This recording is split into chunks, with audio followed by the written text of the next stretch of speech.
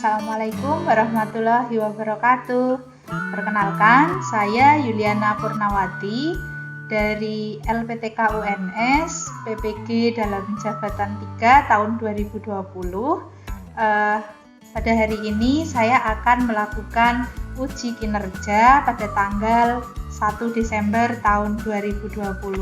Nah, ini untuk kartu pendaftaran saya.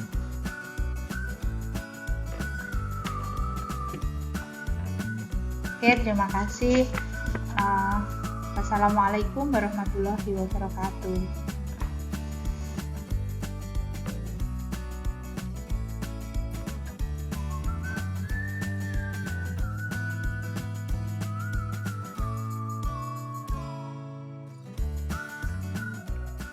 Assalamualaikum warahmatullahi wabarakatuh.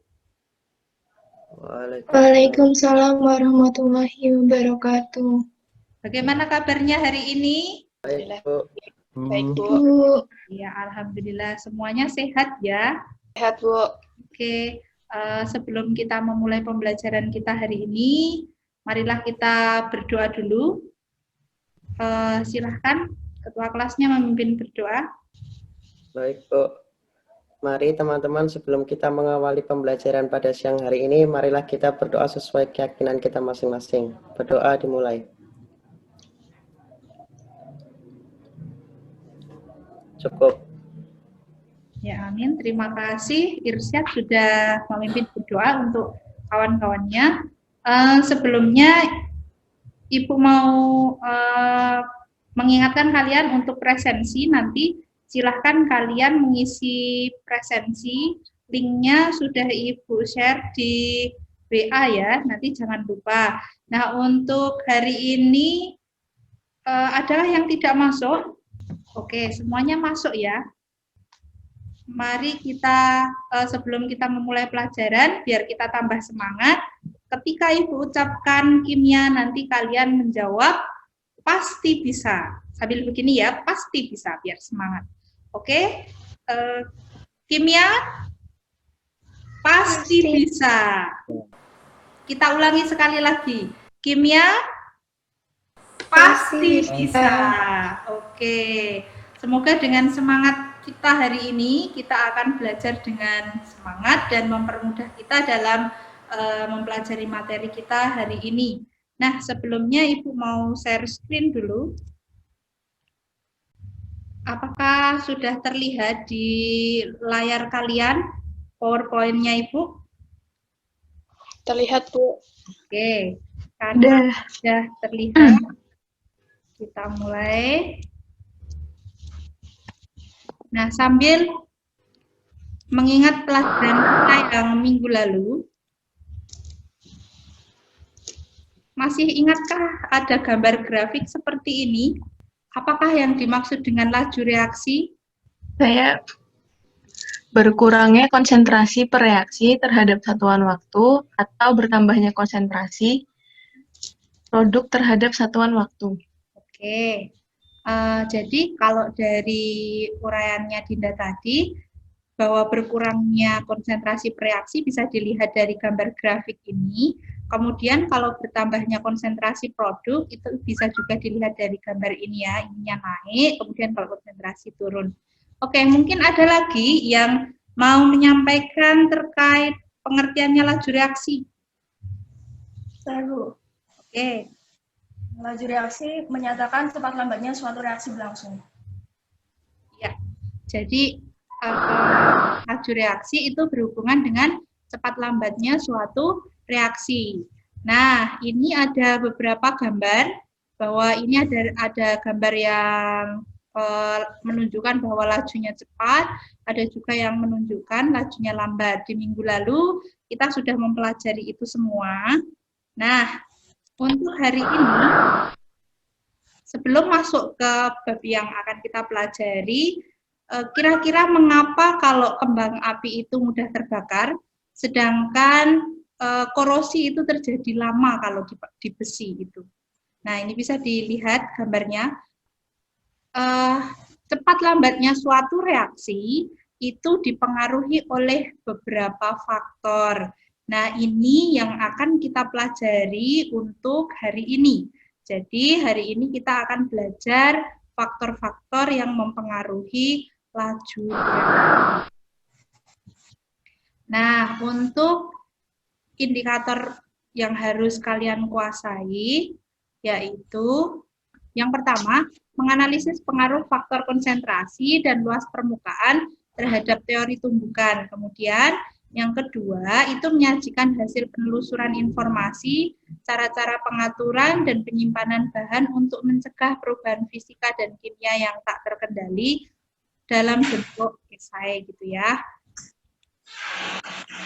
Kemudian, tujuan pembelajaran kita hari ini, nah, melalui pendekatan saintifik dengan model pembelajaran discovery learning dan metode daring sinkron asinkron, dan secara religiusitas, disiplin, aktif, dan tanggung jawab, kalian dapat menganalisis pengaruh faktor konsentrasi dan luas permukaan terhadap laju reaksi menggunakan teori tumbukan, serta menyajikan hasil penelusuran informasi, cara-cara pengaturan, dan penyimpanan bahan untuk mencegah perubahan fisika dan kimia yang tak terkendali dalam bentuk esai dengan benar. Nah, sebelum kita mulai ke materi kita tentang faktor-faktor yang mempengaruhi laju reaksi, silahkan kalian buka link ini, kemudian kalian kerjakan soal pretestnya. Ibu tunggu, Ibu beri waktu 5 menit. Cukup ya?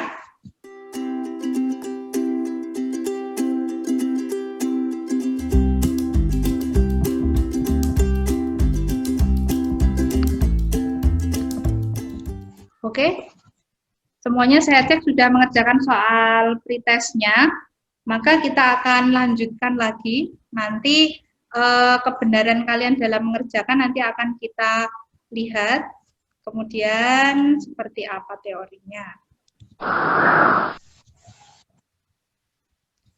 Nah, untuk syarat terjadinya reaksi itu ada dua, yaitu tumbukan efektif antar molekul dan energi aktivasinya rendah. Nah, ini adalah syarat terjadinya reaksi. Kemudian, ini tentang teori tumbukan. Oke, ini untuk gambar teori tumbukannya, itu bisa kalian lihat. Tumbukan itu bisa terjadi kalau ada dua molekul atau lebih dan permukaannya saling bersentuhan di satu titik. Perhatikan gambar di sini ya. Ini untuk orientasi tumbukan. Gambar yang di atas ini dengan yang di bawahnya. Kalau yang di atas ini itu orientasinya tidak tepat sehingga tidak terjadi reaksi kimia. Sedangkan kalau yang bawah ini dimisalkan ini adalah suatu pereaktan atau pereaksi gitu ya, ini reaktannya. Jika A ditambah B, maka ini terbentuk suatu produk. Sedangkan kalau yang digambar di atas, ini produknya ini lepas lagi. Jadi ini tidak bisa membentuk produk yang baru. Sedangkan yang bawah ini itu membentuk produk yang baru. Sehingga ini yang bawah ini adalah tumbukannya adalah tumbukan yang efektif karena ini ada permukaan yang saling bersentuhan di satu titik, yaitu di sini. Maka ini tumbukannya adalah tumbukan efektif. Ini nanti berkaitan dengan faktor-faktor yang mempengaruhi laju reaksi, yaitu tentang tumbukan. Seperti yang minggu lalu sudah kita bahas. Nah, perhatikan ilustrasi berikut ini. Ini kira-kira gambar apa ya? Iya, ini gambar orang sakit MAH ya. Nah, ini Aldi kemarin sakit MAH, kemudian mengambil obat MAH yang berdosis 20 mg dan segera dikunyah. Saat sore hari, Aldi kemudian merasakan sakit di perut. Sepertinya sakit MAH-nya belum sembuh. Aldi kemudian ke dokter dan diberi resep obat MAH dengan dosis 200 mg. Malamnya Aldi bisa tidur nyenyak dan tidak merasakan perih lagi setelah minum obat dari dokter tersebut. Nah, dari peristiwa ini, dari uraian ini tadi, kira-kira apa yang ada di benak kalian? Pertanyaan apa? Saya mau tanya, mengapa obat mah harus dikunyah terlebih dahulu? Oke, mungkin ada yang bisa menjawab kira-kira kenapa obat mah harus dikunyah dulu? Atau selama ini tidak kepikiran gitu ya, kenapa obat mah tuh harus dikunyah dulu, tidak langsung ditelan saja gitu. Selanjutnya, mungkin ada lagi pertanyaan yang muncul ketika melihat peristiwa seperti ini? Saya, Bu, mau bertanya. Ya. Mengapa dosis obat mah yang tinggi bisa lebih cepat menyembuhkan? Oke, kenapa kalau dosisnya dinaikkan itu bisa menyembuhkan lebih cepat juga gitu ya? Oke, pertanyaan-pertanyaan itu tadi kita tampung dulu. Kita tampung dulu, lalu kita kaitkan dengan faktor-faktor yang mempengaruhi laju reaksi. Nah, kita hari ini mau belajar faktor-faktor yang mempengaruhi laju reaksi, itu ada konsentrasi, ada luas permukaan, ada suhu, kemudian juga ada katalis. Nah, untuk hari ini kita akan belajar faktor laju reaksinya baru yang konsentrasi dan luas permukaan.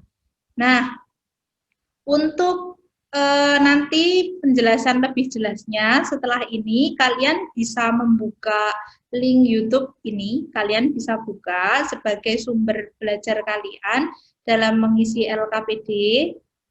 Jadi nanti setelah ini silahkan kalian langsung masuk ke Google Classroom-nya, kemudian silahkan di-download bahan ajar dan LKPD yang ada. Kemudian nanti silahkan didiskusikan, nanti silahkan diskusi. Pembagian kelompoknya sudah Ibu taruh di Google Classroom-nya ya, nanti kalian bisa melihat di situ.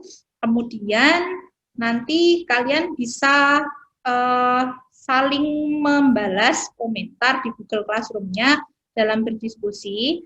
Nanti setelah itu kalian masuk ke Zoom ini lagi untuk presentasi, gitu ya. Sudah paham? Paham, Bu. Oke, karena semua sudah paham, maka Ibu akhiri pembelajaran kita. Nanti kita bertemu lagi di Zoom yang kedua. Terima kasih, selamat belajar, selamat berdiskusi. Ibu akhiri dulu. Assalamualaikum warahmatullahi wabarakatuh.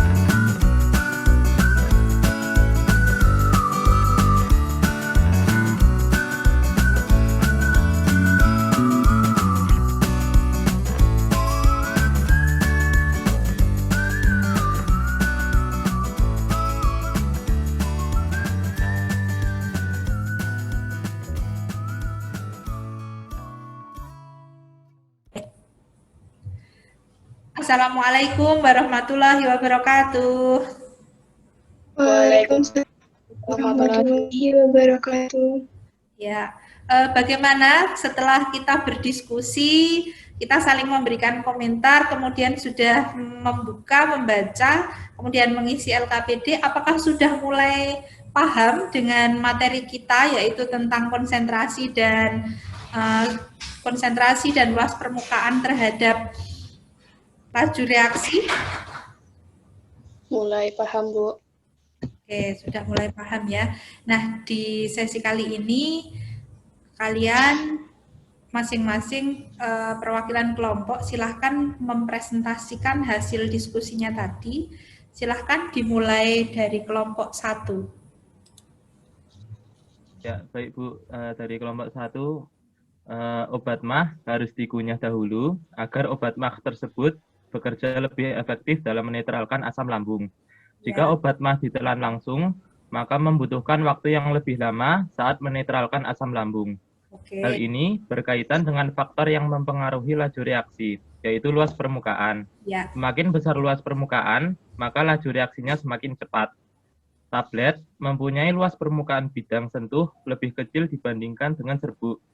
Jika luas permukaan besar, maka akan terjadi tumbukan lebih efektif. Sehingga waktu yang dibutuhkan untuk terjadinya reaksi lebih singkat. Berdasarkan ilustrasi tersebut, dengan mengonsumsi obat dengan dosis tinggi, maka akan membuat cepat sembuh. Hal ini berkaitan dengan faktor yang mempengaruhi laju reaksi, yaitu konsentrasi. Dosis makin tinggi, artinya konsentrasi makin besar. Konsentrasi makin besar, maka jumlah partikel makin banyak, sehingga tumbukan akan menjadi lebih sering, dan reaksi menjadi semakin cepat. Itulah mengapa obat dengan dosis tinggi lebih cepat menyembuhkan dibandingkan dengan dosis yang rendah. Oke. Dari kelompok 1 ini tadi hasil presentasinya sudah sangat lengkap, jadi sudah sangat mewakili jawaban dari LKPD dan juga permasalahan pertanyaan yang muncul dari ilustrasi orang yang kena sakit MAH tadi, gitu ya. Nah, kita lanjutkan presentasi dari kelompok 2. Silakan kelompok 2 diwakili oleh siapa? Untuk soal bagian 2 yang A, konsentrasi HCl-nya yaitu 2 molar, maka reaksi pita magnesium tersebut akan lebih cepat habis dan gelembung gas yang dihasilkan lebih banyak dibandingkan dengan pita magnesium yang dimasukkan pada HCl 1 molar. Hal ini berkaitan dengan larutan yang pekat, artinya punya konsentrasi yang besar, punya partikel yang lebih rapat dibandingkan dengan larutan encer atau konsentrasi rendah. Sehingga semakin tinggi konsentrasinya, maka semakin banyak molekul dalam tiap satuan.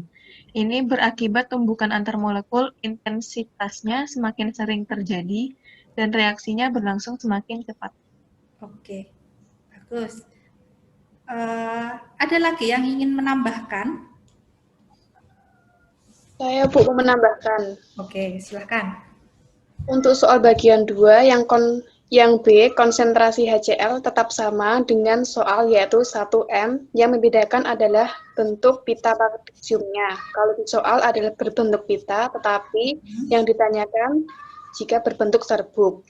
Karena yang dimasukkan berbentuk serbuk, maka reaksi menjadi lebih cepat. Hal ini berkaitan dengan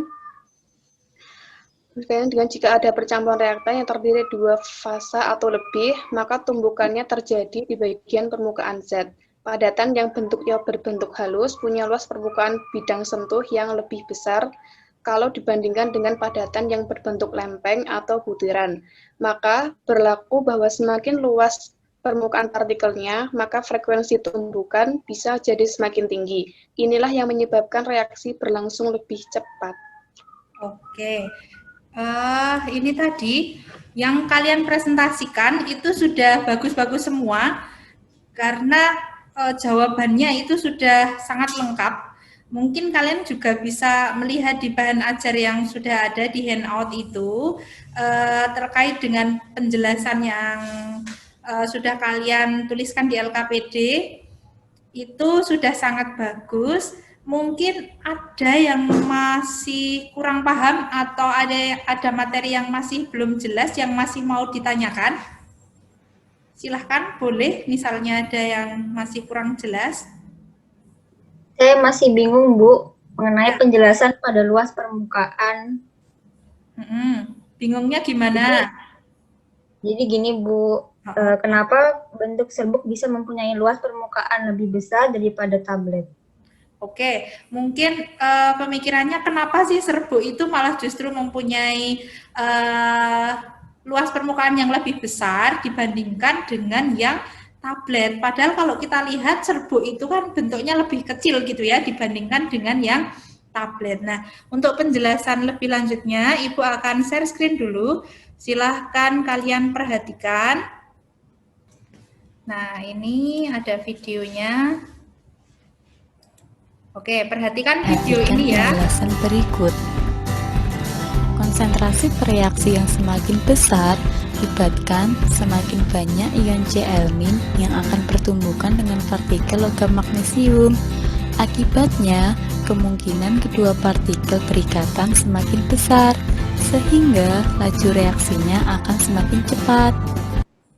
Oke, nah ini mungkin bisa membantu penjelasan tadi. Jadi sebelum ke yang luas permukaan, Ibu akan menjelaskan dulu ini untuk yang konsentrasi, kaitannya dengan yang kita diskusikan, bahwa pita magnesium kalau dimasukkan di beberapa konsentrasi, mulai dari 0,5 sampai 3 molar gitu ya. Perhatikan di sini, ini ada gambar magnesium, digambarkan partikelnya merah, kemudian Cl-, ini warnanya biru. Perhatikan di sini jumlah partikelnya. Nah, di sini ada jumlah partikel yang paling kiri di 0,5 untuk Cl-nya, karena di sini kan yang membedakan adalah Cl-nya ya.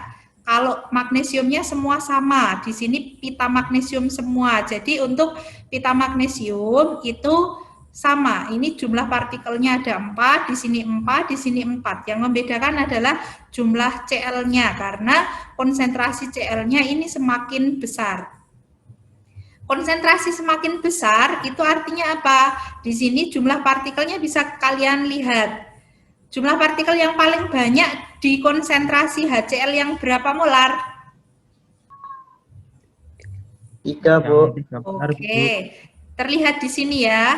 Terlihat di gambar ini jumlah partikel untuk yang konsentrasinya besar itu dia juga lebih banyak. Sehingga kalau ini tadi partikel saling bergerak, maka untuk kemungkinan bertumbukan atau bertabrakan antar partikelnya itu lebih besar yang di konsentrasi 3 molar.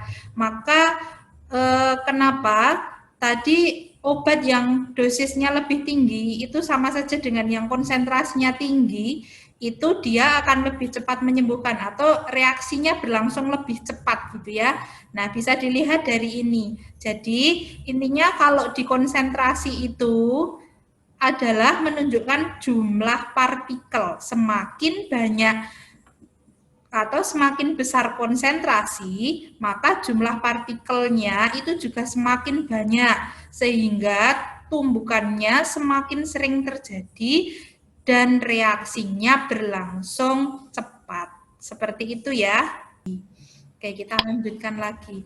Nah, ini kaitannya dengan yang luas permukaan, silahkan diperhatikan.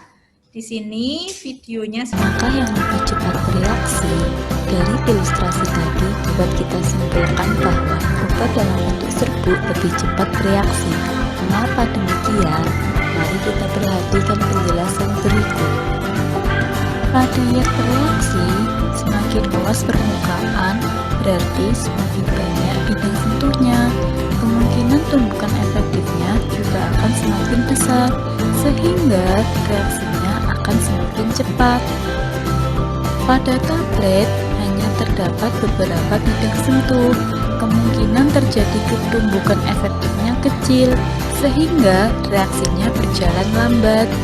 Sedangkan pada serbuk, di setiap butir bidang sentuh masing-masing, kemungkinan terjadi tumbukan efektifnya besar, sehingga reaksinya akan berjalan dengan cepat. Oke, Sebentar, ini saya tunjukkan di gambar pada video yang luas permukaan. Kalian tadi memperhatikan ya, kalau bentuknya tablet, ini yang bentuknya serbuk. Jadi yang dimaksud luas permukaan itu adalah luas permukaan bidang sentuh. Kalau tadi mungkin bertanya-tanya kenapa sih yang serbuk itu justru luas permukaannya lebih besar daripada yang tablet, itu maksudnya luas permukaan bidang sentuhnya. Jadi di sini bisa kalian perhatikan, untuk yang tablet ini luas permukaan bidang sentuhnya itu hanya di sini. Yang di tengah ini kan dia tidak bisa tersentuh. Sedangkan jika dalam bentuk serbuk, maka ini bisa saling terjadi tumbukan lebih banyak karena luas permukaan bidang sentuhnya itu juga lebih besar. Sudah paham? Atau masih bingung? Ya, Bu. Ya, jadi ini tadi ya penjelasannya. Tadi yang masih bingung, semoga sudah tidak bingung lagi. Ada yang masih ingin ditanyakan? Oke, kalau tidak ada yang ditanyakan, mari kita simpulkan pembelajaran kita hari ini. Silakan, siapa yang mau menyimpulkan? Ya, Bu. Oke. Silakan. Jadi faktor-faktor yang mempengaruhi laju reaksi itu yang pertama ada konsentrasi. Ya. Terus yang kedua ada luas permukaan bidang sentuh, suhu, dan katalis. Semakin berkonsentrasi, maka semakin besar pula laju reaksinya. Dan semakin besar pula luas bidang sentuhnya, maka semakin besar pula atau semakin cepat pula laju reaksinya. Ya. Oke, tadi sudah disimpulkan kaitannya dengan luas permukaan dan juga konsentrasi. Kalau konsentrasi semakin tinggi, maka laju reaksinya semakin cepat, seperti itu ya. Karena itu kaitannya dengan jumlah partikelnya. Kalau di konsentrasi tinggi, maka jumlah partikelnya juga akan semakin banyak, sehingga kemungkinan terjadi tumbukan atau tabrakan itu semakin sering terjadi. Sehingga mengapa reaksinya bisa berjalan lebih cepat. Tapi untuk yang luas permukaan, semakin besar luas permukaannya, maka reaksinya juga berlangsung lebih cepat. Karena apa? Luas permukaan bidang sentuhnya semakin besar, maka tumbukan juga akan sering terjadi. Sehingga kalau tumbukan sering terjadi, reaksinya akan berjalan lebih cepat. Itu ya. Nah, pembelajaran kita hari ini sudah kita simpulkan. Kemudian nanti apa yang kita sudah pelajari itu nanti bisa kalian gunakan dalam menyelesaikan suatu bagaimana cara mengantisipasi suatu peristiwa. Jadi kita belajar kimia ini pasti ada gunanya dalam kehidupan kita sehari-hari, apalagi kaitannya dengan kita tadi tentang faktor yang mempengaruhi laju reaksi. Bisa kalian perhatikan di gambar, ini ada ledakan pabrik kembang api. Nah, kenapa pabrik kembang api ini bisa meledak? Ini pasti ada beberapa hal yang mempengaruhi. Apakah nanti ada kaitannya dengan cara penyimpanannya bagaimana, kemudian faktor dari luar itu apa yang mempengaruhi. Nanti kalian tugasnya adalah masing-masing kelompok membuat esai terkait dengan permasalahan ini. Nanti Ibu sudah menuliskannya di Google Classroom. Kalian nanti bisa membuka link YouTube ini sebagai referensi kalian dalam mengerjakan tugas kalian. Nah, nanti tenggat waktunya adalah 1 minggu. Jadi sebelum pertemuan kita minggu depan, kalian harus sudah mengumpulkan tugas ini, seperti itu. Kaitannya dengan tugas membuat esai, apakah sudah paham? Paham, Bu. Oke, sip. Sudah paham ya. Kemudian, nah, untuk sebelum kita mengakhiri pembelajaran kita hari ini, silahkan menyampaikan refleksi terkait pembelajaran kita hari ini, apa yang sudah kalian dapatkan dari pembelajaran kita hari ini. Saya, Bu. Ya. Hari ini kita dapat mempelajari faktor-faktor yang mempengaruhi laju reaksi, yaitu konsentrasi dan juga luas permukaan. Sehingga kita punya gambaran dan aplikasinya dalam kehidupan, Bu. Misalnya saat menggunakan obat mah, mengapa rujukannya bukan langsung ditelan. Ya. Oke. Kemudian mungkin ada yang bisa menyampaikan untuk kelebihan dan kekurangan pembelajaran kita hari ini. Kalau menurut saya, kelebihannya saya bisa jadi lebih paham karena yang biasanya cuman belajar melalui classroom, sekarang bisa interaksi dengan teman-teman dan Bu Yuliana juga. Untuk kelemahannya, kalau saya sendiri sempat keluar masuk Zoom karena jaringannya tidak stabil. Iya. Ya, ini memang suaranya juga tadi sempat agak putus gitu ya. Oke, semoga di pembelajaran selanjutnya jaringannya bisa lebih baik sehingga tidak ada kendala jaringan lagi gitu ya. Oke, sebelum Ibu akhiri, nanti silahkan kalian mengerjakan soal kuis yang ada di Google Classroom. Silahkan nanti dikerjakan soal kuisnya, kemudian nanti saya beri batasan waktu di situ, jangan terlalu lama, nanti paling lama 10 menit kalian mengerjakan soalnya. Jangan lupa tuliskan nama dan nomor absen kalian, oke? Masih tetap semangat ya. Nah, sebelum Ibu akhiri, tetap jaga kesehatan, pesan saya dalam keadaan seperti ini, kalian harus tetap menjaga imun kalian, patuhi protokol kesehatan, selalu gunakan masker, jangan lupa cuci tangan, kemudian kalau kalian tidak terlalu penting, jangan keluar dari rumah, begitu ya, biar kalian tetap sehat, tetap semangat, selalu bahagia, agar imunitas kita meningkat, itu ya. Oke, semoga apa yang kita pelajari hari ini bermanfaat. Jangan lupa untuk minggu depan kita akan melanjutkan belajar faktor-faktor yang mempengaruhi laju reaksi, yang suhu dan katalis. Oke, Ibu akhiri dulu pertemuan kita hari ini. Terima kasih kalian sudah antusias dalam belajar hari ini. Saya cukupkan sekian. Silahkan Irsyad memimpin berdoa untuk kawan-kawannya. Baik, Bu.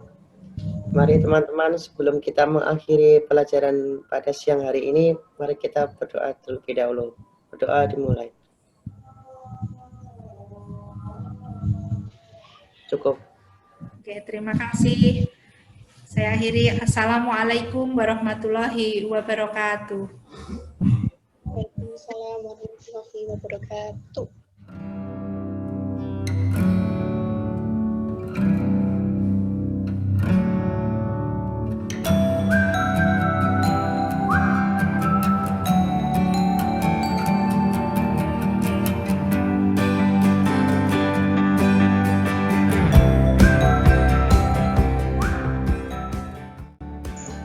Assalamualaikum warahmatullahi wabarakatuh. Demikian tadi praktek pembelajaran saya pada UKIN atau uji kinerja saya. Semoga hasilnya bagus dan mendapatkan nilai yang terbaik dari Bapak Ibu penguji. Semoga dapat mengantarkan saya untuk lolos PPG dalam jabatan 3 tahun 2020 ini. Terima kasih kepada semua pihak yang sudah membantu kelancaran saya dalam UKIN kali ini. Saya akhiri. Assalamualaikum warahmatullahi wabarakatuh.